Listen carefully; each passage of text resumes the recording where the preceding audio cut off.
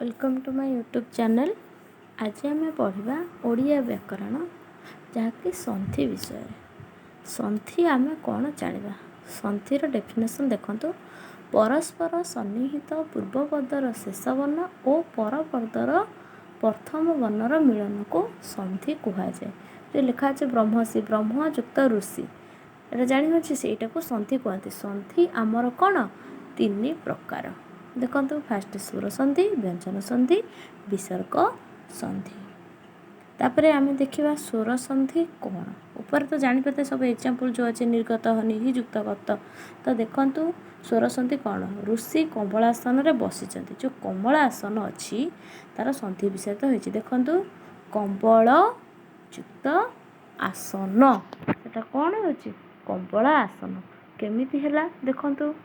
कम्बल गोटे शब्द हूँ कौन पूर्वपदर शेष वर्ण कोटा कम्बल ल सहित यहाँ हूँ आम लटा हूँ शेष वर्ण। जो आसन होती आटा हूँ कौन आमर परपदर प्रथम वर्ण जानी हूँ। तापर देखु रवींद्र रवींद्र संधि विषय करवा।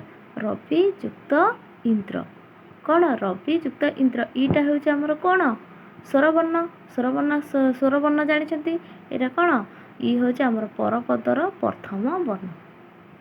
यहाँ रवि हूँ कौन जो बी हूँ पूर्वपदर शेष वर्ण जानी हूँ। ऊपर दि जा कम्बल शेष वर्ण हूँ ज कौन ल युक्त अ अर्थात अ आसन रे प्रथम वर्ण हूँ कौन आ सेहीपरि अ सहित आर मिलन घटी आ होइछि सुष्ट आ ध्वनिटी पूर्वपदरे संयुक्त होइछि। एथर जानिपारे स्वर संधिटी आमर केमिति हैला। तापरे देखंतु सेहीपरि रवि रे शेष वर्ण होइछि इ एठारे इंद्र सहित इ र मिलन घटी दीर्घ इ जात होइछि ओ पूर्व वर्ण रे कौन युक्त होइछि। जानिपारे जो रवि युक्त इंद्र सेटा कौन दीर्घिकार है। ताले स्वर संधि आम क्या कहुए परस्पर सन्निहित पूर्वपदर शेष स्वरवर्ण सहित परपदर प्रथम स्वरवर्णर मिलन को स्वर संधि कहुए। एटा भलसे मन रखिए कौन है आउ थे कहीदे डिस्कशन करबा खारवेलंकर 13 ईयर रेड फर्स्ट ईयर ता कोन कलिंग नगरी जानिले। तापरे सेकंड ईयर टी संधि मान डिस्कशन करबा सेकंड ईयर ऑफ रेड परस्पर सन्निहित पूर्वपदर कौन शेष वर्ण थिला तापरे शेष वर्ण सहित परपदर प्रथम वर्ण मिलन को संधि कहते। जो स्वर आसला सेठी एटी कौन शेष स्वरवर्ण आड है एपटे प्रथम स्वरवर्ण आड है। एतिक तो कथा मन रखिपारे जानीला। तापरे यही स्वर संधिर विभिन्न रूप को आसतु देखा। तार फास्ट रूप देखु अ प्लस अ हेले कौन हुए आ हुए अ सहित आर अ सहित अर जोगरे आ हुए। देखंतु एग्जाम्पल देव युक्त असुर समान कौन देवासुर अयुक्त आ जोग हेले कौन हुए आ हुए। सेमती आ सहित अ जोग हेले आ सहित आ जोग हेले से आ हुए जानी होची। तापरे तार एग्जाम्पल को आसतु लक्ष्य करवा कौन होची सेमती अ सहित अर श्वेत युक्त अंबर श्वेतांबर से त अच्छी कौन त सहित अ उह रही तटा केमिति होइछि तर सुंदर संधि विषय कौन त युक्त अ सेमती अ आ र देखिबा। देखंतु ये जो अच्छी नील युक्त अचल नील नील सहित कौन अ उह अच्छे नील युक्त अ जानी होची नीलाचल केमिति हैला कारण नील अ उह है अ सहित अ रहिला सेतिपई आ हैला सेतिपई नीलाचल हैला।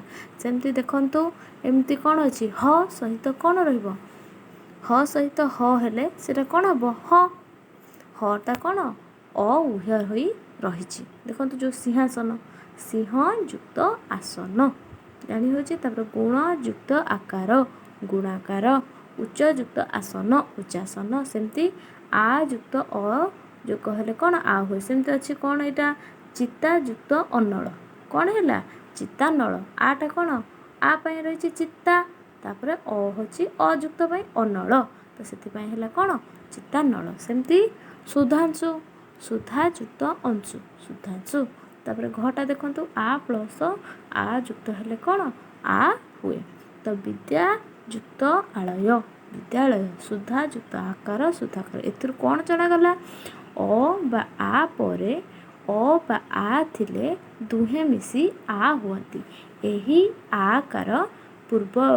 ଆକାର ହୋଇ ପୂର୍ବ ବର୍ଣ୍ଣ ସହିତ ସଂଯୁକ୍ତ ହୁଏ। ଏଠି ଦେଖନ୍ତୁ ଆକାର ସବୁ ଯୁକ୍ତ ହୋଇଛି ନା ହୋଇନି ତ ଜାଣି ହେଲା। ତାପରେ ଦେଖନ୍ତୁ 2 ନମ୍ବରର ରୂପ ଦେଖନ୍ତୁ କ'ଣ 2 ନମ୍ବର ଅଛି ଇ ହସେଇ ପ୍ଲସ୍ ହସେଇ ସମାନ କ'ଣ ଦୀର୍ଘେଇ। ହସେଇ ଆଉ ହସେଇ ଯୁକ୍ତ ହେଲେ କ'ଣ ହୁଏ ଦୀର୍ଘେଇ ହୁଏ। ତାପରେ ହସେଇ ପ୍ଲସ୍ ଦୀର୍ଘେଇ ମିଶିଲେ ଦୀର୍ଘେଇ ଦୀର୍ଘେଇ ପ୍ଲସ୍ ହସେଇ ମିଶିଲେ ଦୀର୍ଘେଇ ଦୀର୍ଘେଇ ଦୀର୍ଘେଇ ମିଶିଲେ କ'ଣ ଦୀର୍ଘେଇ। ଏଥିରୁ ଆମର କ'ଣ ଜଣାଗଲା ହସେଇ ବା ଦୀର୍ଘେଇ ପରେ ହସେଇ ବା ଦୀର୍ଘେଇ ଥିଲେ ଦୁହେଁ ମିଶି ଦୀର୍ଘଇ ହୁଅନ୍ତି। ଏହି ଦୀର୍ଘେଇଟି ଦୀର୍ଘେଇକାର ରୂପେ ପୂର୍ବ ବର୍ଣ୍ଣରେ ଯୁକ୍ତ ହୁଏ। କ'ଣ ଦୀର୍ଘେଇକାର ହୁଏ। ତ ଆସନ୍ତୁ ତାର ଏକ୍ଜାମ୍ପଲକୁ ସବୁ ଲକ୍ଷ୍ୟ କରିବା। କ'ଣ ଅଛି ଯତି ଯୁକ୍ତ ଇନ୍ଦ୍ର। ଯତି କ'ଣ ହସେଇକାର ଅଛି ତର ହସେଇକାର ଯତି ଯୁକ୍ତ ଇନ୍ଦ୍ର। ହସେଇ ହସେଇ ମିଶିଲା କ'ଣ ହେଲା ଦୀର୍ଘେଇକାର। ଦେଖନ୍ତୁ ଯତୀନ୍ଦ୍ର। ଅତି ଯୁକ୍ତ ଇବ ଅତୀବ। ସେମିତି ଖଟା ଦେଖନ୍ତୁ ହସେଇ ପ୍ଲସ୍ ଦୀର୍ଘେଇ ସମାନ ଦୀର୍ଘଇ। ପରି ଯୁକ୍ତ ଇକ୍ଷା ପରୀକ୍ଷା। ସେମିତି ଜାଣିପାରୁଥିବେ। ତାପରେ କ'ଣ ହସେଇ ସହିତ କ'ଣ ହେଲା ହସେଇ ସହିତ ଆମର କ'ଣ ହସେଇ ଯୋଗ ଦୀର୍ଘେଇ ସହିତ ହସେଇ ଯୋଗ ହେଲେ କ'ଣ ହୁଏ ସେଇ ଦୀର୍ଘେଇ ହୁଏ। ସେମିତି ଦୀର୍ଘେଇ ସହିତ ଦୀର୍ଘଇ ଯୁକ୍ତ ହେଲେ ସେଇ ଦୀର୍ଘେଇ ହୁଏ। ତାର ଏକ୍ଜାମ୍ପଲଟା ଦେଖନ୍ତୁ ମହି ଯୁକ୍ତ ଇନ୍ଦ୍ର ମହେନ୍ଦ୍ର। ଅବନି ଯୁକ୍ତ ଈଶ ଅବନି ଦୀର୍ଘଇକାର ଅଛି ନା ନାହିଁ ସେଟା ହେଉଛି କ'ଣ ଦୀର୍ଘେଇ ସହିତ ଦୀର୍ଘେଇ ଯୁକ୍ତ ହେଲେ କ'ଣ ହୁଏ ହେଉଛି ସେଇ ଦୀର୍ଘେଇ ହୁଏ। ସେମିତି ଦୀର୍ଘେଇ ସହିତ ହସେଇ ଯୁଗ ହେଲେ ଦୀର୍ଘେଇ ହୁଏ। ତ କେମିତି ଅଛି ଦୀର୍ଘେଇର ଏକ୍ଜାମ୍ପଲ ଦେଖନ୍ତୁ ମହି ଯୁକ୍ତ ଇନ୍ଦ୍ର। ମହିଟା କ'ଣ ଦୀର୍ଘଇକାର ଅଛି ଇନ୍ଦ୍ରଟା କ'ଣ ଇଟା ଅଛି ହସେଇକାର। ଯେଉଁମାନେ ବୁଝିପାରୁନାହାନ୍ତି କି କ'ଣ ମୋତେ କମେଣ୍ଟରେ ଜଣାଇବେ। ତ 3 ନମ୍ବର ଦେଖନ୍ତୁ ହସଉ ପ୍ଲସ୍ ହସଉ ହେଲେ ଦୃଘଉ। ଦୃଘଉ ପ୍ଲସ୍ ହସଉ ହେଲେ ଦୃଘଉ। ସରି ସେଇଟା ଉପରେ ଥିଲା ହସଉ ପ୍ଲସ୍ ଦୃଘଉ ଦୃଘଉ। ତାପରେ କ'ଣ ଗ ଅଛି ଦୃଘଉ ପ୍ଲସ୍ ହସଉ ସମାନ ଦୃଘଉ ଦୃଘଉ ପ୍ଲସ୍ ଦୃଘଉ ସମାନ ଦୃଘଉ। ଏଥିରୁ କ'ଣ ଜଣାଗଲା ଦେଖନ୍ତୁ ହସଉ ବା ଦୃଘଉ ପରେ ହସଉ ବା ଦୃଘଉ ଥିଲେ ଦୁହେଁ ମିଶି କ'ଣ ଦୃଘଉ ହୁଅନ୍ତି। ଏହି ଦୃଘଉ ଉକାର ହୋଇ ପୂର୍ବ ବର୍ଣ୍ଣରେ ଯୁକ୍ତ ହୋଇଥାଏ। ଏହି ଦୃଘଉ ଉକାରଟା ଆମର କ'ଣ ପୂର୍ବ ବର୍ଣ୍ଣରେ ଯୁକ୍ତ ହୁଏ। ଦେଖନ୍ତୁ ଏକ୍ଜାମ୍ପଲକୁ ସୁଯୁକ୍ତ ଉକ୍ତି। ସୁଟା କ'ଣ ଆମର ହସଉ ଉ ହେଉଛି ସେଇ ହସଉ। ତ ସୁଯୁକ୍ତ ଉକ୍ତି କ'ଣ ହେଲା ସୁକ୍ତି। ସାଧୁ ଯୁକ୍ତ ଉଦ୍ୟମ ସାଧୁ ଉଦ୍ୟମ ଜାଣି ହେଉଛି। ଦେଖନ୍ତୁ ସେମିତି ଖଟା ସିନ୍ଧୁ ଯୁକ୍ତ ଉର୍ମି। ସିନ୍ଧୁ କ'ଣ ଅଛି ହସଉ ଦୃଘଉ ହେଉଛି ଉର୍ମି ଅଛି ସେମିତି ସାଧୁ ଉର୍ମି। ସେମିତି ବଧୂ ଯୁକ୍ତ ଉକ୍ତି ବଧୁକ୍ତି। ସେମିତି ଘଟା ଦେଖନ୍ତୁ ଭୂ ଯୁକ୍ତ ଉର୍ଦ୍ଧ୍ୱ ଭୂର୍ଧ୍ୱ ଜାଣି ହେଉଛି ଆଜି। ତାପରେ ଦେଖନ୍ତୁ 4 ନମ୍ବର ରୂପ ଅ ପ୍ଲସ୍ ହସେଇ ମିଶିଲେ କ'ଣ ଏ ହୁଏ। ଅ ପ୍ଲସ୍ ଦୀର୍ଘେଇ ମିଶିଲେ ସେଇ ଏ ହୁଏ। ଆ ପ୍ଲସ୍ ହସେଇ ମିଶିଲେ ଏ ହୁଏ। ଆ ପ୍ଲସ୍ ଦୀର୍ଘଇ ମିଶିଲେ ସେଇ ଏ ହୁଏ। ଏଥିରୁ କ'ଣ ଜଣାଗଲା ଅ ବା ଆ ପରେ ହସେଇ ବା ଦୀର୍ଘେଇ ମିଶି କ'ଣ ଏ ହୁଅନ୍ତି। ଏହି ଏ ଧ୍ୱନିଟି ଏ କାର ରୂପେ ପୂର୍ବରେ ବର୍ଣ୍ଣରେ ଯୁକ୍ତ ହୁଏ। ଦେଖନ୍ତୁ ସେମିତି ସବୁ ଏକ୍ଜାମ୍ପଲ ଲକ୍ଷ୍ୟ କରିଦିଅନ୍ତୁ କେମିତି ଏ ହେଲା କ'ଣ ଶୁଭ ଯୁକ୍ତ ଇଚ୍ଛା ଶୁଭେଚ୍ଛା। ସେମିତି ସେକେଣ୍ଡ ଗଣ ଯୁକ୍ତ ଈଶ ଗଣେଶ। ମହାଯୁକ୍ତ ଇନ୍ଦ୍ର ମହେନ୍ଦ୍ର। କ'ଣ ରମା ଯୁକ୍ତ ଈଶ। ସେମିତି ଦେଖନ୍ତୁ 5 ନମ୍ବର ଅ ପ୍ଲସ୍ ହସଉ ମିଶିଲେ କ'ଣ ଓ ହୁଏ। ଅ ପ୍ଲସ୍ ଦୀର୍ଘଉ ମିଶିଲେ ଓ ହୁଏ। ଆ ପ୍ଲସ୍ ହସଉ ମିଶିଲେ ସେଇ ଓ ହୁଏ। ଆ ପ୍ଲସ୍ ଦୀର୍ଘଉ ମିଶିଲେ ସେଇ ଓ ହୁଏ। ଏକ୍ଜାମ୍ପଲ ଦେଖନ୍ତୁ ଲମ୍ବ ଯୁକ୍ତ ଉଦର ଲମ୍ବୋଦର। ସେମିତି ସେକେଣ୍ଡ ଗୋଟେ ନବ ଯୁକ୍ତ ଉଡ଼ା ନବୋଡ଼ା। ସେ କ'ଣ ହେଉଛି ଓ କାର ହେଉଛି। ମହାଯୁକ୍ତ ଉଦୋଧି ମହୋଦଧି। ସେମିତି ଘଟା ଦେଖନ୍ତୁ ମହାଯୁକ୍ତ ଉର୍ମି ମହୋର୍ମି ଜାଣି ହେଉଛି। ଏଥିରୁ କ'ଣ ଜଣାଗଲା ଅ ବା ଆ ପରେ କ'ଣ ହସଉ ବା ଦୃଘଉ ଥିଲେ ଦୁହେଁ ମିଶି ଓ ହୁଅନ୍ତି। ଏହି ଧ୍ୱନିଟି କ'ଣ ଓ କାର ରୂପେ ପୂର୍ବ ବର୍ଣ୍ଣରେ ଯୁକ୍ତ ହୁଏ। ଓ କାର ଜାଣିହେଲା। ଆଜି ଆମେ ଏଇ ସନ୍ଧିଟି ପଢ଼ିଦେବା ସବୁ। ଦେଖନ୍ତୁ 6 ନମ୍ବର ଅ ପ୍ଲସ୍ କ'ଣ ର ମିଶିଲେ ଅର୍ ହୁଏ। ତ ଏକ୍ଜାମ୍ପଲ୍ ଦେଖନ୍ତୁ ସପ୍ତ ଯୁକ୍ତ ଋଷି କ'ଣ ହେଲା ସପ୍ତର୍ଷି। ଦେବ ଯୁକ୍ତ ଋଷି ଦେବର୍ଷି। ଆ ସହିତ ସେମିତି ରୁ ମିଶିଲେ ସେଇ ଅର୍ ହୁଏ। କ'ଣ ରାଜା ଯୁକ୍ତ ଋଷି ରାଜର୍ଷି।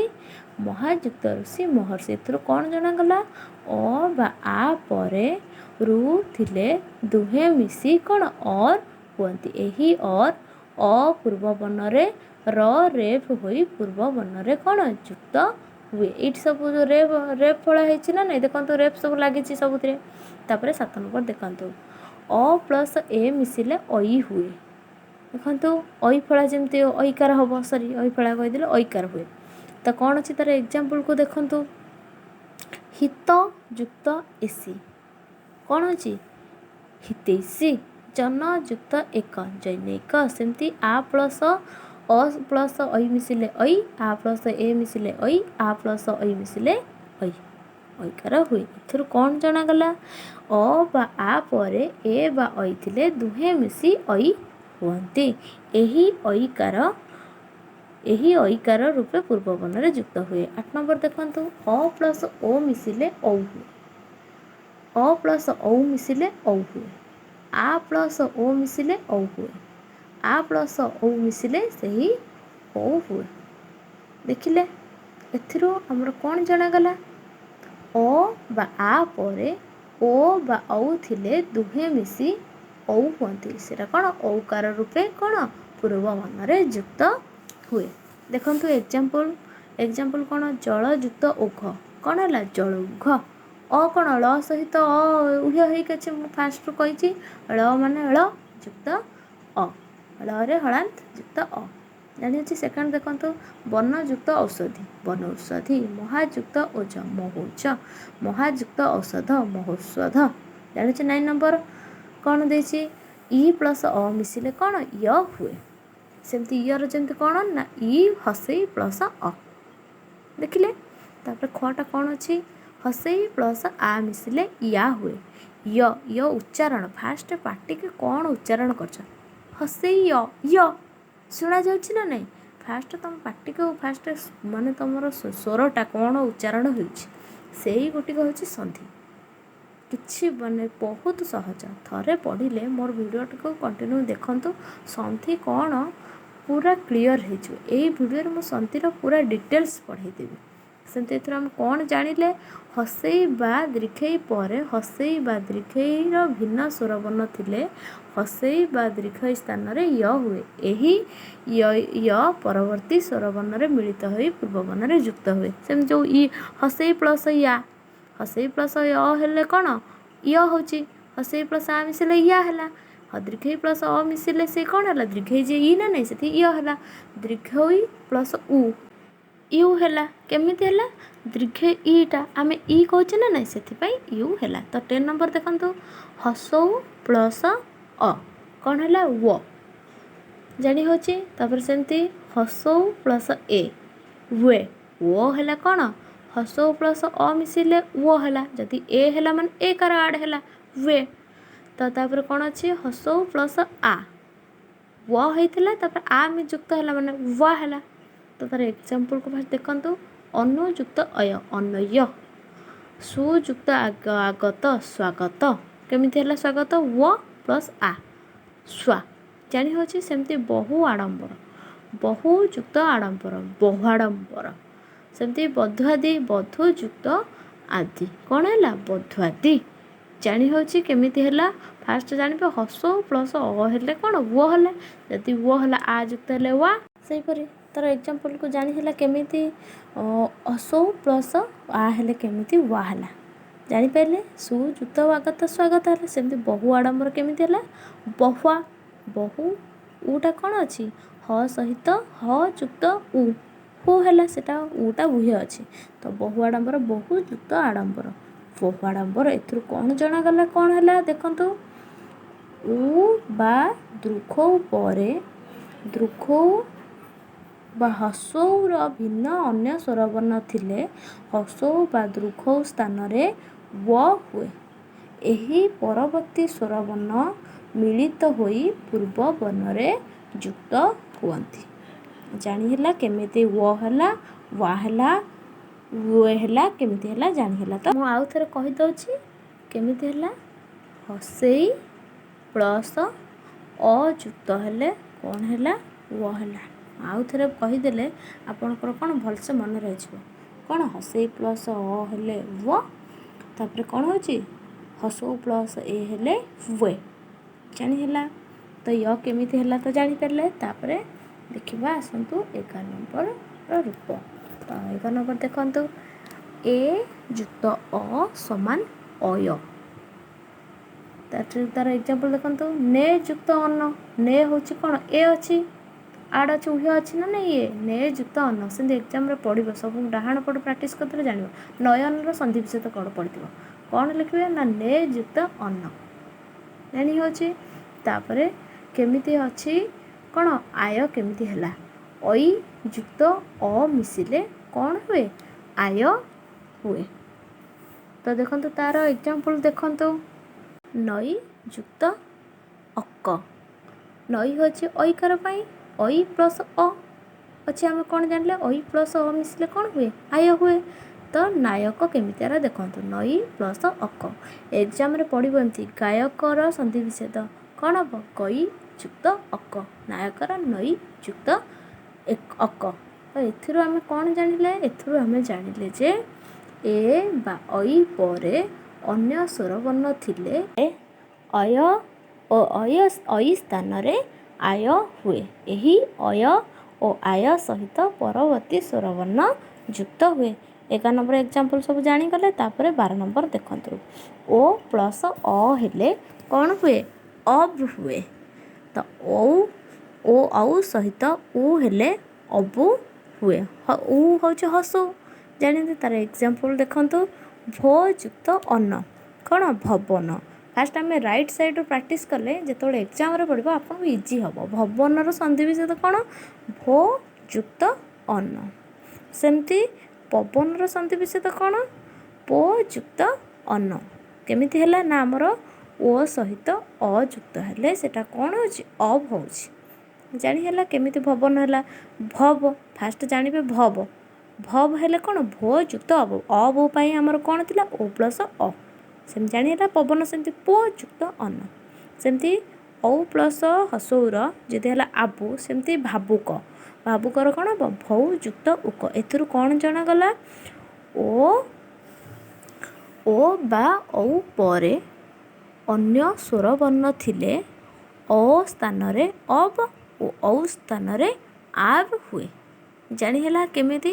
ଓ ସ୍ଥାନରେ ସେଠି କେମିତି ହେଲା? ଓ ସ୍ଥାନରେ ଆମର ହେଲା ଅବ୍, ଔ ଯେତେବେଳେ ରହିଛି ଔ ସ୍ଥାନରେ କ'ଣ ହେଲା? ଆବ୍। ଏହି ଅବ୍ ଓ ଆବ୍ ସହିତ ପରବର୍ତ୍ତୀ ସ୍ୱର ଯୁକ୍ତ ହୁଏ। ଜାଣିହେଲେ ସେମିତି ଗବାକ୍ଷ ଗୋଟେ ଦେଇଛି ଗୋ ଯୁକ୍ତ ଅକ୍ଷ କ'ଣ ହେଲା? ଗବାକ୍ଷ। ଜାଣି ହେଉଛି ଆଜି ଆମେ ପୁରା ସନ୍ଧି କ'ଣ ଆମେ ଜାଣି ପୁରା ଶେଷ କରିଦେବା। এই ଭିଡ଼ିଓଟି ଦେଖନ୍ତୁ ଲାଷ୍ଟ ପର୍ଯ୍ୟନ୍ତ। ଓଡ଼ିଆ ବ୍ୟାକରଣ କ'ଣ କଷ୍ଟ କି ସହଜ ପୁରା ଭୁଲିଯିବେ। ପୁରା ସହଜ ଲାଗେ, ଅତି ସହଜ ସରଳ ଭାଷାରେ ମୁଁ ବୁଝେଇଦେବି।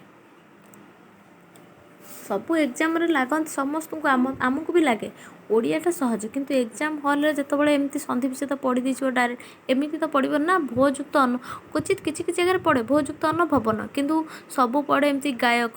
ଗାୟକ ଆମେ କ'ଣ ଭାବିବା? ଗା ଯୁକ୍ତ ଅକ ଲେଖିଦେବା କି? ନା, ସେଇଟା ହେବ ଗଇ ଯୁକ୍ତ ଅକ। ଏମିତି ପ୍ରାକ୍ଟିସ୍ କରିବେ, ଯେତେ ପ୍ରାକ୍ଟିସ୍ କରିବ ସେତେ କ'ଣ ଆମର ନଲେଜ୍ ଇମ୍ପ୍ରୁଭ୍ ହେବ। ଜାଣି ହେଉଛି। ତାପରେ ବ୍ୟଞ୍ଜନ ସନ୍ଧି କ'ଣ ଆସନ୍ତୁ ଜାଣିବା। ସ୍ୱର ସନ୍ଧି କ'ଣ ଟୋଟାଲ୍ ଜାଣିଗଲେ। ସ୍ୱର ସନ୍ଧି କ'ଣ? ପରସ୍ପର ସନ୍ନିହିତ କ'ଣ? ପରସ୍ପର ସନ୍ନିହିତ ପ୍ରଥମ ବର୍ଣ୍ଣର ଶେଷ ବର୍ଣ୍ଣ ଓ ପରବର୍ତ୍ତୀ ପରପଦର ପ୍ରଥମ ସ୍ୱରବର୍ଣ୍ଣର ମିଳନକୁ କ'ଣ ସ୍ୱର ସନ୍ଧି କୁହାଯାଏ। ତାପରେ ବ୍ୟଞ୍ଜନ ସନ୍ଧି କ'ଣ ଦେଖନ୍ତୁ। ବ୍ୟଞ୍ଜନ ସନ୍ଧି ଆମର କ'ଣ କୁହାଯାଏ? କାହାକୁ କୁହାଯାଏ? ଫାଷ୍ଟ ଆମେ ତାର ଆମର ଯେଉଁ ଅଛି ଏକ୍ଜାମ୍ପଲ୍ ଯେଉଁ ଅଛି ସେଇଟାକୁ ପଢ଼ିବେ, ତାପରେ ଜାଣିବେ ଯେ କେମିତି ବ୍ୟଞ୍ଜନ ସନ୍ଧି। ଆଗିଲା ଫାଷ୍ଟ ଦେଖିଦେଲେ ଆମେ ପୂର୍ବଟା ଜାଣିପାରିବାନି। ଦେଖନ୍ତୁ ସଚରିତ୍ର ହେଉଛି ଶିଷ୍ୟର ଶ୍ରେଷ୍ଠ ଭୂଷଣ। ଖଟା କ'ଣ ଅଛି? ଶ୍ଵେତ କେନ୍ଦୁକୁ ଶିକ୍ଷାଦାନ କରିବା ଦ୍ୱାରା ଅଦାଳକ ସଦିଚ୍ଛା ପ୍ରକାଶ କରିଥିଲେ। ଏଇଟା ଯେଉଁ ସଚ୍ଚରିତ ଅଛି କ'ଣ ଆମର ଅଛି? ତ ସହିତ ଚ ଯୁକ୍ତ ହୋଇ ସେଇଟା କ'ଣ ଅଛି? ଦ୍ୱିତୀୟ ଚ। କ'ଣ ହେଲା ଦେଖନ୍ତୁ ସच्ଚରିତ, ସତ୍ ଯୁକ୍ତ ଚରିତ, ସେଟା କ'ଣ ତ ସହିତ ଚ ମିଶିଲେ କ'ଣ ହେଉଛି ଦ୍ୱିତୀୟ ଚ, ଜାଣି ହେଉଛି ଯେଉଁଟା ମାର୍କ କଲି। ତାପରେ ଆମର କ'ଣ ଅଛି ଦେଖନ୍ତୁ, ସେଗୁଡ଼ା ଶବ୍ଦ ଦୁଇଟି ଏହି ଧାରାରେ ଗଠିତ। ସଚରିତରେ ତ ସହିତ ଚ ଅର୍ଥାତ୍ ପୂର୍ବ ପଦରେ ସତ୍ର ଶେଷ ବର୍ଣ୍ଣ ତ, ପର ପଦରେ ଚର ପ୍ରଥମ ବର୍ଣ୍ଣ ହେଉଛି ଚ, ଜାଣି ହେଉଛି ଏଇଟା କ'ଣ ଶେଷ ବର୍ଣ୍ଣ। ଆମର ଏକ୍ଜାମ୍ପଲ୍ କ'ଣ ହେଲା, ପରସ୍ପର ସନ୍ନିହିତ ପୂର୍ବ ପଦର ଶେଷ ବ୍ୟଞ୍ଜନ ବର୍ଣ୍ଣ ସହିତ ପର ପଦର ପ୍ରଥମ ବ୍ୟଞ୍ଜନ ବର୍ଣ୍ଣ ବା ସ୍ୱର ବର୍ଣ୍ଣର ମିଳନକୁ ବ୍ୟଞ୍ଜନ ସନ୍ଧି କୁହାଯାଏ। ଏଠାରେ ଦେଖନ୍ତୁ ଯେଉଁ ସତ୍ ହେଲା, ତ ହେଉଛି ଏଇଟା ଶେଷ ବର୍ଣ୍ଣ, ଶେଷ ବ୍ୟଞ୍ଜନ ବର୍ଣ୍ଣ। ତାପରେ ତା ପରପଦଟା କ'ଣ ହେଉଛି, ପରପଦ ଚରିତ୍ର, ଚଟା ଆମର କ'ଣ ବ୍ୟଞ୍ଜନ ବର୍ଣ୍ଣ ହେବ, ଯଦି ବି ଥିବ ସ୍ୱର ବର୍ଣ୍ଣ ବି ଥିବ ହେବ। ଦେଖନ୍ତୁ ଯେଉଁ ସ୍ୱର ବର୍ଣ୍ଣ ଅଛି, ଯେଉଁ ସଦିଚ୍ଛା ସତ୍ ଯୁକ୍ତ ଇଚ୍ଛା, ଦେଖ ତଟା ହେଉଛି ସତ୍, ଯେଉଁ ଅଛି ସତ୍ଟା ହେଉଛି କ'ଣ ପ୍ରଥମ ବର୍ଣ୍ଣର ପ୍ରଥମ ପୂର୍ବ ପଦର ଶେଷ ବ୍ୟଞ୍ଜନ ବର୍ଣ୍ଣଟା ହେଉଛି ନା ନାଇଁ ତଟା, ତ ତାପରେ ଇଟା ହେଉଛି କ'ଣ ପରପଦର କ'ଣ ଶେଷ ପରପଦର ପ୍ରଥମ ସ୍ୱର ବର୍ଣ୍ଣ, ଜାଣି ହେଲା। ସେଇଟା ହେଉଛି ଚଟା ହେଲା ବ୍ୟଞ୍ଜନ ବର୍ଣ୍ଣ, ଏଠି ଇ ହେଉଛି ସ୍ୱର ବର୍ଣ୍ଣ। ସ୍ୱର ବର୍ଣ୍ଣ ଥିଲେ ହେବ, ବ୍ୟଞ୍ଜନ ବର୍ଣ୍ଣ ହେଲେ ଚଳିବ। ଏଥିରୁ ଆମେ କ'ଣ ଜାଣିଲେ, ବ୍ୟଞ୍ଜନ ସନ୍ଧିର ଡେଫିନେସନ୍ଟା କ'ଣ, ପରସ୍ପର ସନ୍ନିହିତ ଶେଷ ବ୍ୟଞ୍ଜନ ବର୍ଣ୍ଣ ସହିତ ପରପଦର ପ୍ରଥମ ବ୍ୟଞ୍ଜନ ବର୍ଣ୍ଣ ବା ସ୍ୱର ବର୍ଣ୍ଣର ମିଳନକୁ ବ୍ୟଞ୍ଜନ ସନ୍ଧି କୁହାଯାଏ। ଏଥର ଜାଣି ହେଲା ସନ୍ଧି କ'ଣ ଜାଣିଲେ, ସ୍ୱର ସନ୍ଧି କ'ଣ ଜାଣିଲେ, ବ୍ୟଞ୍ଜନ ସନ୍ଧି କ'ଣ ଜାଣିପାରିଲେ, ତାର ବିଭିନ୍ନ ରୂପ, ଯେମିତି ସ୍ୱର ସନ୍ଧିର ରୂପ ସବୁ ପଢ଼ିଲେ, ତାପରେ ବ୍ୟଞ୍ଜନ ସନ୍ଧିର ସବୁ ରୂପ ଆସନ୍ତୁ ଜାଣିବା। ତାପରେ ବିସର୍ଗ ସନ୍ଧି ପଢ଼ିବା। ଆଜି ସବୁ ସାରିବା କହିଛି ମାନେ ଯେତେ ଲେଟ୍ ହଉ ପଛେ ଆମେ ଆଜି ସାରିକି ହିଁ ରହିବା। ଦେଖନ୍ତୁ 1 ନମ୍ବର ରୂପ କ'ଣ ଅଛି, ଦେଖନ୍ତୁ ଦିକ୍ ଯୁକ୍ତ ଅନ୍ତ, ଦିଗନ୍ତ, ଉତ୍ ଯୁକ୍ତ ଯାପନ, ଉଜ୍ଜାପନ, ଦିକ୍ ଯୁକ୍ତ ଗଜ, ଦିଗ୍ଗଜ, ଉତ୍ ଯୁକ୍ତ ଘାଟନ, ଉଦ୍ଘାଟନ, ବାକ୍ ଯୁକ୍ତ ଇସ, ବାଗିସ, ଣିଚ୍ ଯୁକ୍ତ ଅନ୍ତ, ଣିଜତ, ଦିକ୍ ଯୁକ୍ତ ବଳୟ, ଦିଗ୍ବଳୟ, ଜୟତ ଯୁକ୍ତ ରଥ, ଜୟଦ୍ରଥ। କ'ଣ ହେଲା ଏଠୁ ସବୁ ଏକ୍ଜାମ୍ପଲ୍ ଆମେ ପଢ଼ିଲେ ନା, ଯେମିତି ପଢ଼ିଥିବ ଦିଗନ୍ତ କ'ଣ ଦିକ୍ ଯୁକ୍ତ ଅନ୍ତ। ତ ଏଠୁ ଆମେ କ'ଣ ଜାଣିଲେ ଦେଖନ୍ତୁ, ଲେଖା ଅଛି କ'ଣ ଅଛି, ବ୍ୟଞ୍ଜନ ବର୍ଣ୍ଣ ପରେ ସ୍ୱର ବର୍ଣ୍ଣ ବର୍ଗର ତୃତୀୟ ଚତୁର୍ଥ ବର୍ଣ୍ଣ କିମ୍ବା ଜ ର ଳ ବ ହ ଥିଲେ ପୂର୍ବ ପଦର ଶେଷରେ ଥିବା ପ୍ରତି ବର୍ଗର ପ୍ରଥମ ବର୍ଣ୍ଣ ସ୍ଥାନରେ ସେହି ବର୍ଗର ତୃତୀୟ ବର୍ଣ୍ଣ ହୋଇଥାଏ। ତ କ'ଣ ଏଥିରୁ ଆମେ ଜାଣିଲେ, ବ୍ୟଞ୍ଜନ ବର୍ଣ୍ଣ ପରେ ଯଦି ସ୍ୱର ବର୍ଣ୍ଣ ଅଛି, ଯେଉଁ ବ୍ୟଞ୍ଜନ ବର୍ଣ୍ଣ କ'ଣ ଅଛି ଦିକ୍ ଯୁକ୍ତ ଅନ୍ତ, ଏଇ ଯେଉଁ ସ୍ୱର ବର୍ଣ୍ଣ ଯେଉଁ ସବୁ ଅଛି କ'ଣ, ତାପରେ ଯଦି ଜ ର ଳ ହେବ ତାହେଲେ ସେ ପ୍ରଥମ ବର୍ଣ୍ଣଠାରେ ସେହି ତୃତୀୟ ବର୍ଣ୍ଣଟି ରହିବ। ଯେ ଦେଖନ୍ତୁ ଯେଉଁ ଦିକ୍ ଯୁକ୍ତ ଅନ୍ତ ଦିଗନ୍ତ ହେଲା, କ ସହିତ ମିଶିଲେ କ'ଣ ହେଲା, ଗ ହେଲା, ଜାଣି ହେଲା। ସେମିତି ଉଜ୍ଜାପନ ସବୁ କ'ଣ ଜାଣିପାରିଲେ, ସେମିତି ଯାବତୀୟ ଗୋଟେ ଅଛି ବ୍ୟତିକ୍ରମରେ, ଦେଖନ୍ତୁ ଯାବତ ଯୁକ୍ତ ଇୟ, ଯେ ଯେଉଁ ଅଛି ସେହି ସୂତ୍ରରେ ଅଛି କ'ଣ ବାଗାଡ଼ମ୍ବ, ତ କ'ଣ ହେବ ଗ ପାଇଁ କ'ଣ ବାକ୍ ଯୁକ୍ତ ଆଡ଼ମ୍ବର, ବାଗାଡ଼ମ୍ବର, ସେମିତି ଉଦ୍ବେଗ, ଉତ୍ ଯୁକ୍ତ ବେଗ, ଜାଣି ହେଉଛି। ଏଥର ଜାଣି ହେଲା କ'ଣ ଅଛି ଆମର, କ'ଣ ବେଗ ହେଲେ ବ ରହିବ। ତାପରେ ସେକେଣ୍ଡ ରୂପଟା ଦେଖନ୍ତୁ, ଚଳତ ଯୁକ୍ତ ଚିତ୍ର, ଚଳତ ଚିତ୍ର, ଚଟା ଦ୍ୱିତୀୟ ଚଟା କେମିତି ହେଇଛି, ତ ଯୁକ୍ତ ଚ, ଆମେ ତ ଯୁକ୍ତ ଚ ଫାଷ୍ଟରେ ଯେଉଁ 1 ନମ୍ବର ଦେଖନ୍ତୁ ଯେଉଁ ଥିଲା ତ ଯୁକ୍ତ ଚ ହେଲେ ଦ୍ୱିତୀୟ ଚ ହେଉଥିଲା, ଯଦି ହସେଇ ହେବ ତ ହସେଇ କାର ଆଡ଼ ହେବ, ତଳଚିତ୍ର ତ ଯୁକ୍ତ ଚ ପ୍ଲସ୍ ହସେଇ, ଏଇଟା ଦ୍ୱିତୀୟ ଚରେ ହସେଇ କାର। ଏଥିରୁ କ'ଣ ଜାଣୁଛନ୍ତି ଦେଖନ୍ତୁ, ତ ବା ଦ ପରେ ଚ ବା ଛ ଥିଲେ ତ ବା ଦ ସ୍ଥାନରେ ଚ ହୁଏ, ସେହି ଚ ପରବର୍ତ୍ତୀରେ ବର୍ଣ୍ଣ ଯୋଗ ହୋଇଥାଏ। ତ 3 ନମ୍ବର ଦେଖନ୍ତୁ, 3 ନମ୍ବର ରୂପଟି ଉତ୍ ଯୁକ୍ତ ଜଳ, ଉଜ୍ଜଳ, ଉତ୍ ଯୁକ୍ତ ଜ ହେଲେ କ'ଣ ଜ ଦ୍ୱିତୀୟ ଜ, ଯଦି ଓ ରହିଲା ତାହେଲେ କ'ଣ ବ ଫଳା ରହିଲା, ଜାଣି ହେଲା। ସେମିତି ଜଗତ ଜନନୀ, ଜଗତ ଜନନୀ ଯଦି ପଚାରିବ ଏମିତି ସନ୍ଧିବିଚ୍ଛେଦ ଥିବ, ଜଗତ ଜନନୀର ସନ୍ଧିବିଚ୍ଛେଦ କର, ଜଗତ ଯୁକ୍ତ ଜନନୀ। ଆମର କ'ଣ ତ ଯୁକ୍ତ ଜ ହେଲେ ଦ୍ୱିତୀୟ ଜ ବା ଜ ଯୁକ୍ତ ଜ ହେଲେ ଦ୍ୱିତୀୟ ଜ, ସେମିତି ଦ୍ୱିତୀୟ ଜ ପୁଣି ଆଉ ଅଛି ବିପଦ ଜନକ, ବିପଦ ଜ ଯୁକ୍ତ ଦ ହେଲେ ଦ ଯୁକ୍ତ ଜ ହେଲେ ଜ ଦ୍ୱିତୀୟ ଜ, ଜ ଯୁକ୍ତ ଜ ହେଲେ ଦ୍ୱିତୀୟ, ସେମିତି ବୃହତ ଝଟିକା, ବୃହତ ଯୁକ୍ତ ଝଟିକା, ତାପରେ ବିପଦ ଝଟିକା, ବିପଦ ଯୁକ୍ତ ଝଟିକା। ତାପରେ ଏଥିରୁ ଆମେ କ'ଣ ଜାଣିଲେ, ତ ବା ଦ ପରେ ଜ ବା ଝ ଥିଲେ ତ ବା ଦ ସ୍ଥାନରେ ଜରେ ହଳନ୍ତି ଜ ହୁଏ। ଏହି ଜ ପରବର୍ତ୍ତୀ ବର୍ଣ୍ଣ ସହିତ ଯୁକ୍ତ ହୁଏ। ଜାଣିଗଲା। ତାପରେ 4 ନମ୍ବର ରୂପ ଦେଖନ୍ତୁ। ଉଡ୍ଡୀନ। ଉଡ୍ଡୀନ ଡଟା କେମିତି ହେଇଥିଲା? ଉତ୍ ଯୁକ୍ତ ଡ ମିଶିଲେ କ'ଣ ହେଉଛି? ଡ। ଯଦି ଦୀର୍ଘଇକାର ହେଲା ତ ଦୀର୍ଘଇ ମିଶିଲା ଉଡ୍ଡୀନ ହେଲା। ତ ବା ଦ ପରେ ଢ ଥିଲେ ତ ବା ଦ ସ୍ଥାନରେ ଡ ହୁଏ। ଏହି ଡ ପରବର୍ତ୍ତୀ ସହିତ ବର୍ଣ୍ଣ ଯୁକ୍ତ ହୁଏ। ତାପରେ 5 ନମ୍ବର ଦେଖନ୍ତୁ। ଉଦ୍ଧାର। ଉଦ୍ଧାର ଅଛି ଉତ୍ ଯୁକ୍ତ ହାର ଉଦ୍ଧାର। ତଦ୍ଦିତ ତଦ୍ ଯୁକ୍ତ ହିତ। ଉଦ୍ଧତ ଉତ୍ ଯୁକ୍ତ ହତ। ତ ଦ କେମିତି ହେଲା? ତ ବା ଦ ପରେ ହ ଥିଲେ ଦୁହେଁ ମିଶି ଦ୍ୱିତୀୟ ଧ ହୁଅନ୍ତି। ତାପରେ ଉଲ୍ଲେଖ କେମିତି ହେଲା? ଉଲ୍ଲେଖ ଦେଖନ୍ତୁ। ଏ ଯେଉଁ ତ ପ୍ଲସ୍ ହ ଜାଣି ହେଲା ତ ପ୍ଲସ୍ ହ ମିଶିଲେ କ'ଣ ହେଉଛି? ସେଟା ଦ୍ୱିତୀୟ ଧ ହେଉଛି। ଯଦି ପୁଣି ତାପରେ କ'ଣ କରିବା ଦେଖନ୍ତୁ। ଏଇଟା ଲେଖୁଛି ମାନେ ତ ବା ଦ ତ ସହିତ ହ ଯୁକ୍ତ ହେଲେ ସେ ଦ୍ୱିତୀୟ ଧ ସେ ହ ସହିତ ବି ଦ ମିଶିଲେ ସେଇ ଦ୍ୱିତୀୟ ଧ। ଜାଣିହେଲା। ତ ପ୍ଲସ୍ ହ ଧ ହ ପ୍ଲସ୍ ଦ ଦ୍ୱିତୀୟ ଧ ଜାଣିହେଲା। ତାପରେ 6 ନମ୍ବରଟା ଦେଖନ୍ତୁ। 6 ନମ୍ବର ରୂପ କ'ଣ ଅଛି? ଉଲ୍ଲେଖ। ଉତ୍ ଯୁକ୍ତ ଲେଖ ହେଲା କ'ଣ? ଉଲ୍ଲେଖ। ଦ୍ୱିତୀୟ ଲ ଏକାର ଅଛି ମାନେ ଲେଖ କେମିତି ହେବ? ତାହେଲେ ଏଥିରୁ କ'ଣ ଚାଲେ? ତ ବା ଦ ସହିତ ଲ ମିଶିଲେ ଦ୍ୱିତୀୟ ଲ ହୁଏ। ଜାଣିହେଲା। ମନେକର ତ ପ୍ଲସ୍ ଲ ଦ୍ୱିତୀୟ ଲ ଦ ପ୍ଲସ୍ ଲ ଦ୍ୱିତୀୟ ଲ।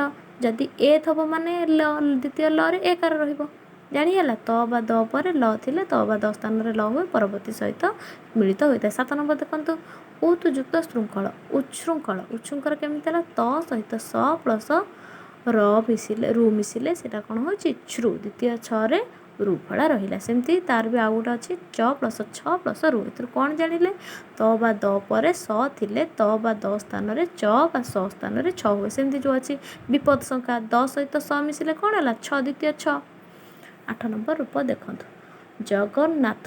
ଜଗନ୍ନାଥ ଏଇଟା ଜାଣିବେ ସନ୍ଧି ବିଚ୍ଛେଦ ମହାପ୍ରଭୁ ଆମର ପ୍ରାୟ ଏକ୍ଜାମ୍ପଲ୍ରେ ପଢ଼ୁଥିବ ଏକ୍ଜାମ୍ରେ ସନ୍ଧି ବିଚ୍ଛେଦ ଜଗନ୍ନାଥଙ୍କର ସନ୍ଧି ବିଚ୍ଛେଦ କର। ଜଗତ୍ ଯୁକ୍ତ ନାଥ ଜଗନ୍ନାଥ। ଦ୍ୱିତୀୟ ନର ଆମର ରୂପ କ'ଣ? ଦ୍ୱିତୀୟ ନର ରୂପ କ'ଣ ହେଉଛି ଆମର? ତ ଯୁକ୍ତ ନ ମିଶିଲେ ନ ହୁଏ। ତ ସେମିତି ଆଉ ଗୋଟେ ରୂପ ଅଛି ନ ଯୁକ୍ତ ନ ମିଶିଲେ ସେଇ ଦ୍ୱିତୀୟ ନ ହୁଏ। ଯଦି ଆକାର ହେଲା କ'ଣ? ସେଠି ନ ଫାଷ୍ଟ ହେଇଗଲା ନ ପ୍ଲସ୍ ନ ମିଶିଲେ ନ ଦ୍ୱିତୀୟ ନ।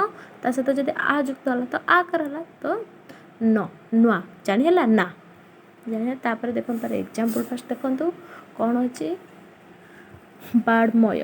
ବାଡ଼ମୟ ସେ କ'ଣ ହେବ? ବାଡ଼ମୟ ହେବ ବାକ୍ ଯୁକ୍ତ ମୟ। ମୂର୍ମୟ ମ ଶୁଣାଯାଉଛି କହିଛି କହିଲେ ପୂର୍ବରୁ କହିଛି କ'ଣ? ଆମର ଯଦି ଉଚ୍ଚାରଣ ବେଳେ ଯାହା ପାଟିକି ଶୁଣାଯାଉଛି ସେଇଟା ହେଉଛି ସେଇଆ ଯୁକ୍ତ ହେବ। ଦେଖନ୍ତୁ ଏଥିରୁ ଆମେ କ'ଣ ଜାଣିଲେ? ଫାଷ୍ଟ ତା ଡେଫିନେସନ୍ ଫର୍ମୁଲାଟା ଦେଖନ୍ତୁ। ପରପଦର ପ୍ରଥମ ବର୍ଣ୍ଣ ନ ବା ମ ହୋଇଥିଲେ ପୂର୍ବ ପଦର ଶେଷ ବର୍ଣ୍ଣରେ ଯେଉଁ ବର୍ଗ ଥାଏ ତା ସ୍ଥାନରେ ସେହି ବର୍ଣ୍ଣର ପଞ୍ଚମ ବର୍ଣ୍ଣ ହୁଏ। ତାହା ପରବର୍ତ୍ତୀ ବର୍ଣ୍ଣ ଯୁକ୍ତ ହୁଏ। ଯେମିତି ଚିନ୍ମୟ ଚିତ୍ ଯୁକ୍ତ ମୟ ତା ପୂର୍ବ ପଦରେ ମ ରହିଛି ନା ନାହିଁ? ସେହି ବର୍ଣ୍ଣ ରହିଲା। ଜଗମୋହନ ଜଗତ୍ ଯୁକ୍ତ ମୋହନ। ଜାଣିହେଲା। ତାପରେ 9 ନମ୍ବର ରୂପ ଦେଖନ୍ତୁ। ସଞ୍ଚୟ। ସଞ୍ଚୟ ମ ଉଚ୍ଚାରଣ ଆସୁଛି ନା ନାହିଁ?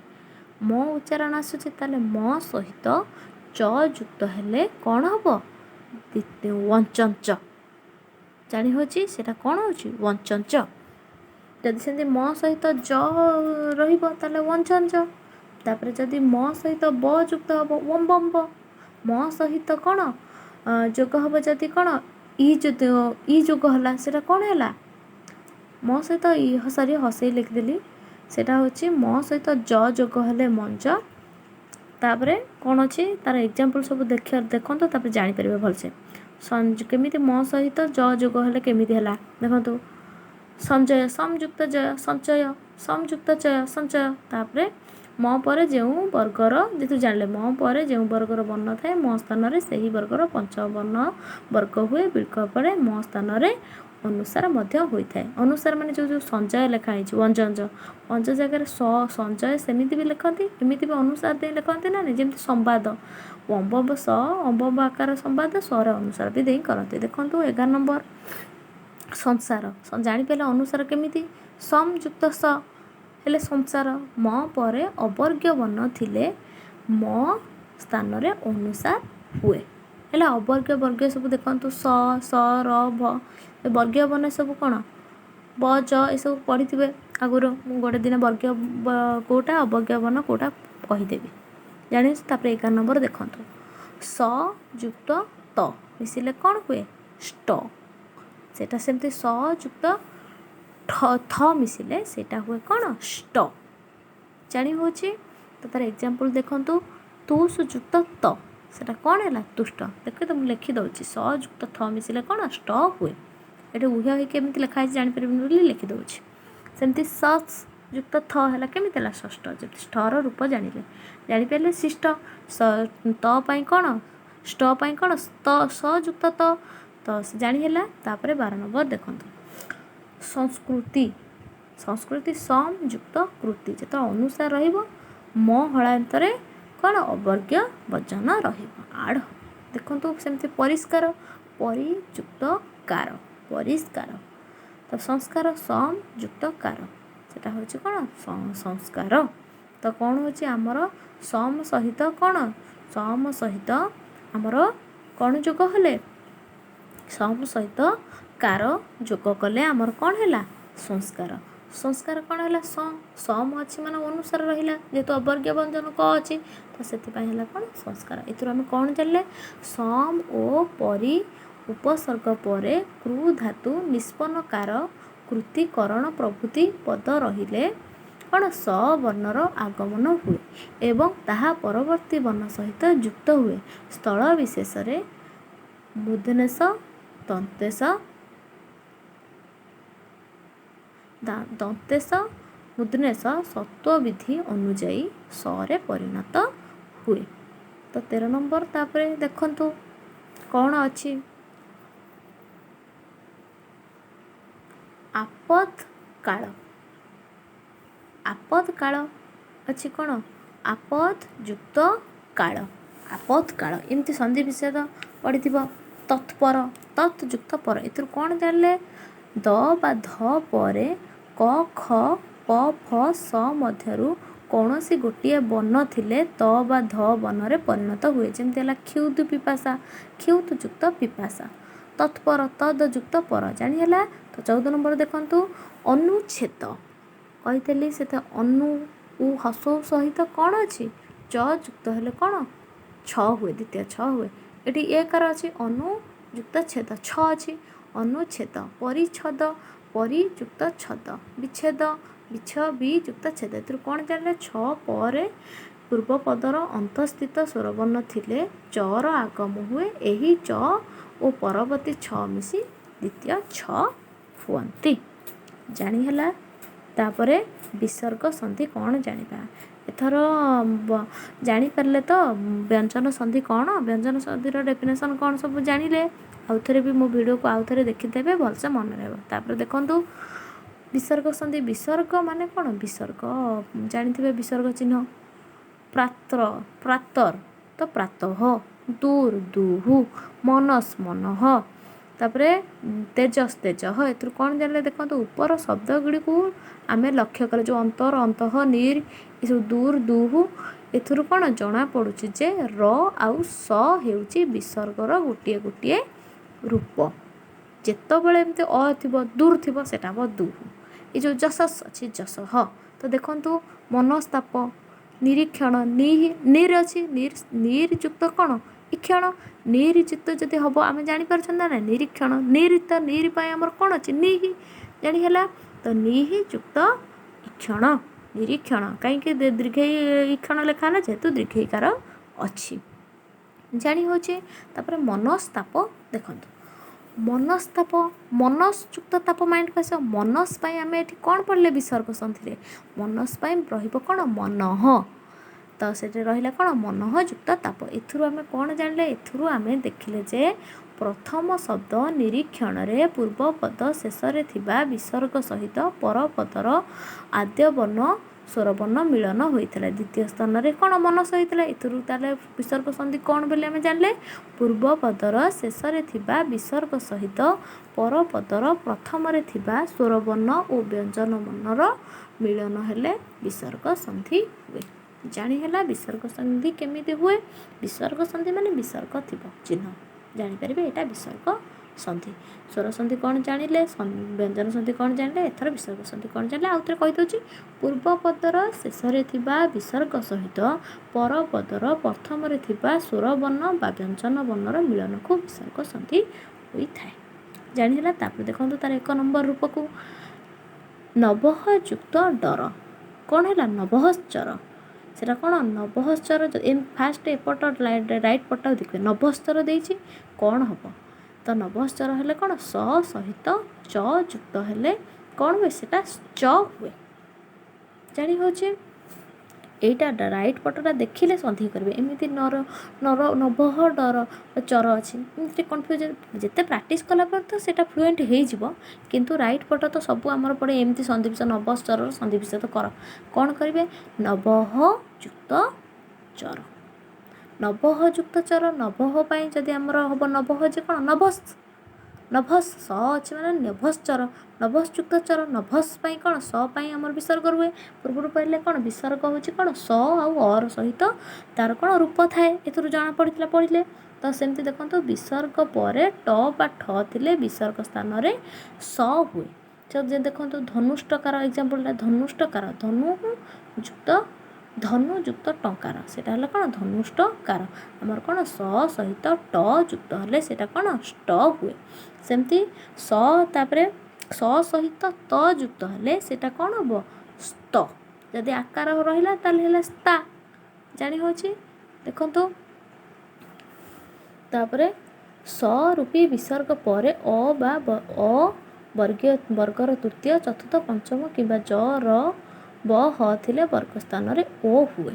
ଦେଖନ୍ତୁ କେମିତି କ'ଣ ହେଉଛି ଓ ରୂପେ। ଓ ହେଉଛି ତାର 5 ନମ୍ବରର ଦେଖନ୍ତୁ ରୂପଟା ପୁନରପି। ପୁନଃ ଯୁକ୍ତ ରପି। ପୁନରପି। ସେମିତି ପୁନଃମୂର୍ଷିକ। ପୁନଃ ଯୁକ୍ତ ମୂର୍ଷିକ। ପୁନଃମୂର୍ଷିକ। ଦେଖନ୍ତୁ ନିର୍ଜନ। ନିର୍ ହେଉଥିଲା, ଜାଣିବେ ଫାଷ୍ଟ ମାଇଣ୍ଡ ଆସିବ ନିର୍। ନିର୍ ଯେ ଆମର କ'ଣ? ନିହି। ତାପରେ ଲେଖିବ ନିର୍ ଲେଖିବେନି, ନିହି ଯୁକ୍ତ ଜନ। ଦୁର୍ଗତି ଆସିବ କ'ଣ? ଦୁର୍ଗତି। ଦୁର୍ଯୁକ୍ତ ଗତି। ଦୂର ପାଇଁ ଆମର କ'ଣ ହେବ? ଦୁହୁ। ଦୁହୁ ପ୍ଲସ୍ ଗତି। ଧନୁବିଦା। ଧନୁହୁ ବିଦା। ରେପ୍ ଅଛି ମାନେ ର ଆସିଲା। ର ପାଇଁ ଯେହେତୁ ବିସର୍ଗ ସନ୍ଧି ଅଛି, ର ସହିତ ଆମର ବିସର୍ଗ ଚିହ୍ନ ରହିବ। ଏଥିରୁ କ'ଣ ରହିଲା ଦେଖନ୍ତୁ, ର ରୂପୀ ବିସର୍ଗ ପରେ ସ୍ୱରବର୍ଣ୍ଣ ବର୍ଗର ତୃତୀୟ ଚତୁର୍ଥ ପଞ୍ଚମ ବର୍ଣ୍ଣ ଜ ର ଳ ବ ହ ଥିଲେ ବିସର୍ଗ ସ୍ଥାନରେ କ'ଣ ହେଉଛି? ସେଟା ର ହେଉଛି। ଦେଖନ୍ତୁ ଯେମିତି ମୁହୁର୍ମୁହୁ, ସେଟା କ'ଣ ହେଲା? ମୁହୁର୍ମୁହୁ। ସେମିତି ପୁନଃ ଯୁକ୍ତ ଆଗମନ। ପୁନରାଗମନ। ପୁନଃ ଯୁକ୍ତ ଆଗମନ, ସେଟା କ'ଣ ହେଲା? ପୁନଃଭାଗମନ ହେଲା। ସେମିତି ଅନ୍ତଃ ଯୁକ୍ତ ଦାହ। ଅନ୍ତର୍ଦାହ। ଜାଣି ହେଲା। ନିର୍ଦ୍ଦେଶ। ନିହି ଯୁକ୍ତ ଦେଶ। ନିର୍ଦ୍ଦେଶ। ସ୍ୱର୍ଗତ। ସ୍ୱ ଯୁକ୍ତ ଗର୍ତ। ମୁହୁର୍ମୁହୁ। ମୁହୁ ଯୁକ୍ତ ମୁହୁର୍ମୁହୁ। ଜାଣି ହେଲା ସବୁ କେମିତି ହେଲା ସବୁ। ନିହି ଯୁକ୍ତ ଲୋଭ। ନିର୍ଲୋଭ। ଅନ୍ତଃ ଯୁକ୍ତ ହିତ। ଅନ୍ତର୍ହିତ। ନିହି ଯୁକ୍ତ ଧନ। ନିର୍ଧନ। ଜାଣି ହେଲା ସବୁ। ନିର୍ଲୋଭ କେମିତି ହେଲା, ନିର୍ଧନ କେମିତି ହେଲା। ଆୟୁର୍ବେଦ। ଆୟୁହୁ ଯୁକ୍ତ ବେଦ। ଏଥର ଜାଣିପାରିଲେ ପଞ୍ଚମ ରୂପଟି। ତାପରେ ଆସନ୍ତୁ ଦେଖିବା 6 ନମ୍ବର ରୂପ। 6 ନମ୍ବର ରୂପ କ'ଣ ଅଛି? ଫାଷ୍ଟ ଦେଖିଦିଅନ୍ତୁ ସେଇ ଫର୍ମୁଲାଟା ଦେଖିଦିଅନ୍ତୁ ଯେଉଁ ଲେଖା ଅଛି, ସେଇଟା ଜାଣିଦେଲେ ଏକ୍ଜାମ୍ପଲଟାକୁ ଦେଖିବା। ଦେଖନ୍ତୁ ର ରୂପୀ ବିସର୍ଗ ପରେ ର ଥିଲେ ବିସର୍ଗରେ ଥିବା ର ଲୋପ ହୁଏ ଓ ବିସର୍ଗ ପୂର୍ବବର୍ତ୍ତୀ ସ୍ୱରରେ ଦୀର୍ଘ ହୁଏ। ତ ଦୀର୍ଘଇକାର ଆଡ଼ ହୁଏ। ଜାଣି ହେଲା। ତ ଦେଖନ୍ତୁ ତାର ଏକ୍ଜାମ୍ପଲ ଫାଷ୍ଟ ଦେଖନ୍ତୁ, ନିହି ଯୁକ୍ତ ରସ। ନିରସ। ଜାଣି ହେଉଛି। ନିହି ସେ ଯେଉଁ କହିଲା ର ରୂପୀ, ନିହି ଯୁକ୍ତ କ'ଣ? ସେଟା ର ରୂପୀ ନା ନାହିଁ? ନିର୍। ନିହିଟା କେମିତି ହୋଇଛି? ନିର୍ ହେଇଛି। ତା ସହିତ କ'ଣ ଅଛି? ରସ। ସେଟା କ'ଣ? ର ଅଛି। ନିହି ସେ କହିଛି ର ରୂପୀ ବିସର୍ଗ ପରେ ର ଥିବ। ନିହିଟା ର ରୂପୀ ନା ନାହିଁ? ଅରୂପୀ ସେଠି କ'ଣ ର ଯୁକ୍ତ ହେଇଥିବାରୁ କ'ଣ ନିରସ ହେଲା। ତ ଜାଣିପାରିଲେ ଏଥର ଚକ୍ଷୁ ରୋଗ, ଚକ୍ଷୁ ଯୁକ୍ତ ରୋଗ ଜାଣିହେଲା ଏଥର। 6 ନମ୍ବରଟା ବୁଝିପାରିଲେ। ତାପରେ 7 ନମ୍ବର ଅତୈବ, ଅତଃ ଯୁକ୍ତ ହେବ କ'ଣ ହେଲା, ବିସର୍ଗ ପରେ ଅଭିନ୍ନ ଅନ୍ୟ ସ୍ୱରବର୍ଣ୍ଣ ଥିଲେ ବିସର୍ଗର ଲୋପ ହୁଏ। ଜାଣିହେଲା ଅତୈବ କେମିତି ହେଲା, ଅତଃ ଯୁକ୍ତ ହେବ। ତାପରେ 8 ନମ୍ବର ଦେଖନ୍ତୁ, ମନସ୍କାମନା, ମନଃ ଯୁକ୍ତ କାମନା, ନିଷ୍ଫଳ, ନିହି ଯୁକ୍ତ ଫଳ, ନିଷ୍ପାପ, ନିହି ଯୁକ୍ତ ପାପ, ଧନୁଷ୍ପାଣି, ଧନୁଃ ଯୁକ୍ତ ପାଣି, ନମସ୍କାର, ନମଃ ଯୁକ୍ତ କାର, ପୁରସ୍କାର, ପୁରଃ ଯୁକ୍ତ କାର। ଏଥିରୁ କ'ଣ ଜାଣିଲେ, ବିସର୍ଗ ପରେ କ, ପ, ଫ ଆଦି ଥିଲେ ବିସର୍ଗ ସ୍ଥାନରେ ସ ହୁଏ। ସ୍ଥଳ ବିଶେଷରେ ଏହି ସ ସ୍ୱତ ବିଧି ଅନୁସାରେ ସ ମଧ୍ୟ ହୁଏ। ଜାଣିହେଲା। ଆଶା କରୁଛି ମୋର ଆଜି ଏହି ସନ୍ଧି କ୍ଲାସ୍ଟି ଆପଣମାନଙ୍କୁ ଭଲ ଲାଗିଥିବ ଏବଂ ମୋର ଏହି ଓଡ଼ିଆ ବ୍ୟାକରଣଟି ମୁଁ ଆଶା କରୁଛି ଆପଣମାନେ ଭଲସେ ବୁଝିପାରିଥିବେ। ଯଦି ଆପଣମାନେ ଭଲସେ ବୁଝିପାରିଥିବେ ମୋତେ କମେଣ୍ଟ ବକ୍ସରେ ନିଶ୍ଚୟ ଜଣାଇବେ। ଯଦି ଆପଣମାନଙ୍କୁ ମୋର ଭିଡ଼ିଓ ଭଲ ଲାଗୁଛି, ମୋର କ୍ଲାସ୍ ଭଲ ଲାଗୁଛି, ମୋତେ କମେଣ୍ଟ କରନ୍ତୁ କେମିତିକା କ୍ଲାସ୍ ଆପଣମାନେ ଚାହୁଁଛନ୍ତି। କ'ଣ ମୁଁ ତ ସବୁ ପଢ଼ଉଛି, ଇଂଲିଶ ପଢ଼ଉଛି, ଓଡ଼ିଆ ପଢ଼ଉଛି, ମ୍ୟାଥ୍ ପଢ଼ଉଛି, ଯାହା କହିବେ ମୁଁ ସେଇ ସବଜେକ୍ଟ ପଢ଼େଇବି। ମୁଁ କମ୍ପିଟେଟିଭ୍ ପାଇଁ ବେସିକାଲି ପ୍ରିପେୟାର କରୁଛି, ଯେ OSSC, OSSC ପ୍ରିପେୟାର କରିବା। ମୋ ସହିତ ପଢ଼ନ୍ତୁ, ଆପଣମାନେ ଯୋଡ଼ି ରୁହନ୍ତୁ। ଆପଣମାନେ ଭଲସେ ଯେତେ ପ୍ରାକ୍ଟିସ୍ କରିବେ ସେତେ ପାଠ ହେବ। ଆଜି ମୁଁ କ୍ଲାସ୍ଟି ଏଇଠି ଅଫ୍ କରୁଛି। ପ୍ଲିଜ୍ ମୋ ଚ୍ୟାନେଲକୁ ସବସ୍କ୍ରାଇବ୍ କରନ୍ତୁ, ଲାଇକ୍ କରନ୍ତୁ, ସେୟାର କରନ୍ତୁ। ରହୁଛି। ଜୟ ଜଗନ୍ନାଥ। Thank you.